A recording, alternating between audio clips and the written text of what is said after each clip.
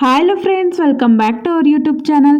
ಇವತ್ತಿನ ರೆಸಿಪಿ ಬಂದು ಮನೇಲೇ ಹೋಟೆಲ್ ರೀತಿ ಖಾಲಿ ದೋಸೆ ಹೇಗೆ ಮಾಡೋದಂತ ನೋಡೋಣ ಬನ್ನಿ. ಇಲ್ಲಿ ಒಂದು ಪಾತ್ರೆಗೆ 3 ಗ್ಲಾಸ್ ಆಗೋಷ್ಟು ರೇಷನ್ ಅಕ್ಕಿನ ಹಾಕ್ಕೊಳ್ಳೋಣ. ಮತ್ತು 1 ಗ್ಲಾಸ್ ಆಗೋಷ್ಟು ಸಬ್ಬಕ್ಕಿ ಅವಲಕ್ಕಿನ ಹಾಕ್ಕೊಂಡು ಅರ್ಧ ಚಮಚ ಆಗೋಷ್ಟು ಮೆಂತ್ಯ ಹಾಕ್ಕೊಂಡು ಇದನ್ನು ಒಂದು 3-4 ಸತಿ ಚೆನ್ನಾಗಿ ತೊಳ್ಕೊಳ್ಳೋಣ. ಇದು ತೊಳೆದ ಮೇಲೆ 5 to 6 ಅವರ್ಸ್ ಇದನ್ನು ನೆನೆಯೋದಕ್ಕೆ ಬಿಡೋಣ.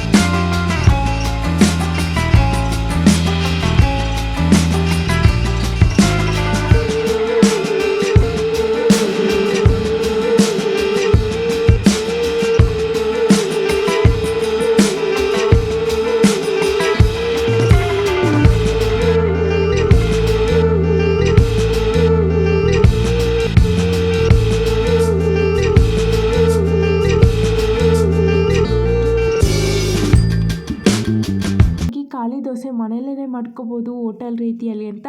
ಸೊ ನಿಮಗೆ ಈ ವಿಡಿಯೋ ಇಷ್ಟ ಆಗಿದ್ರೆ ಲೈಕ್ ಮಾಡಿ. Thank you for watching.